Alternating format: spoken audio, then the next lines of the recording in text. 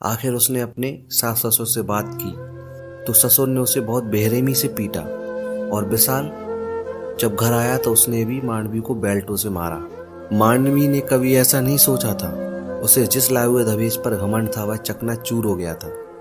अब मांडवी को यह प्रतीत हो रहा था कि उसने बहुत बड़ी गलती कर दी, माँ बाप के विरुद्ध जाकर, और माता पिता को कुछ बता भी नहीं सकते।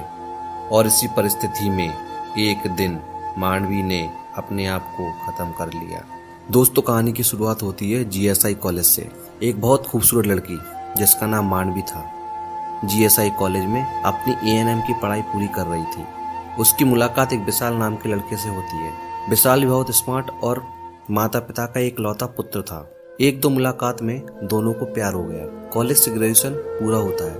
विशाल अपने शहर में प्राइवेट कंपनी में जॉब करने लगता है और मांडवी भी एक हॉस्पिटल में जॉब करने लगती है।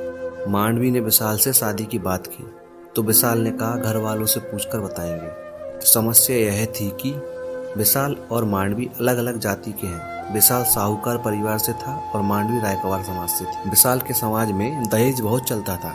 उसके अलावा कई तरह के उपहार और गहने की भी मांग की जाती थी।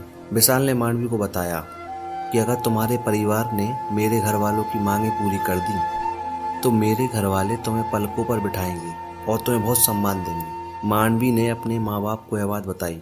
घर वालों को यह बात कुछ हजम न हुई। मांडवी के माता पिता इतने तो सक्षम थे कि बिना मांगे भी मांडवी को सब कुछ दे सकते थे, पर उन्हें इस तरह दहेज की मांग करना कुछ अजीब सा लग रहा था। पर मांडवी को तो विशाल से ही शादी करनी थी। उन्होंने मांडवी को समझाया कि अपने समाज में शादी करेंगे, पर उसे तो विशाल से ही प्यार था। माता पिता भी बेटी की खुशी चाहते थे। उन्होंने जैसे तैसे शादी के लिए हाँ कर दी। उन्हें यह डर भी था कि उनकी बेटी कहीं ये ना सोचे कि वे अपनी बेटी को कुछ देना नहीं चाहते, और दहेज के लिए भी हाँ कर दी। उन्होंने शादी में विशाल को घर का सब सामान दिया और 20 लाख रुपए नगद दिए। साथ ही मांडवी को गहने दिए और शादी में कोई कमी नहीं छोड़ी।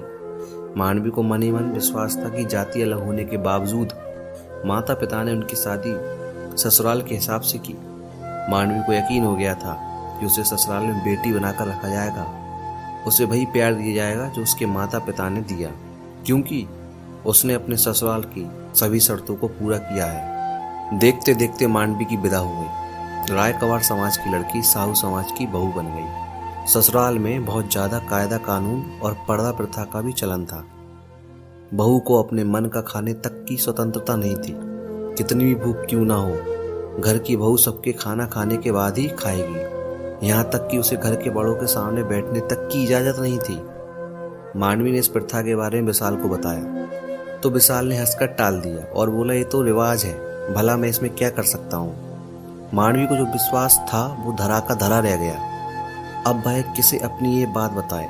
तब उसे अपने माता पिता की याद आई और उन्हें इस प्रथा के बारे में बताया तो उन्होंने उससे बोला कि अपने सास ससुर से बात करो।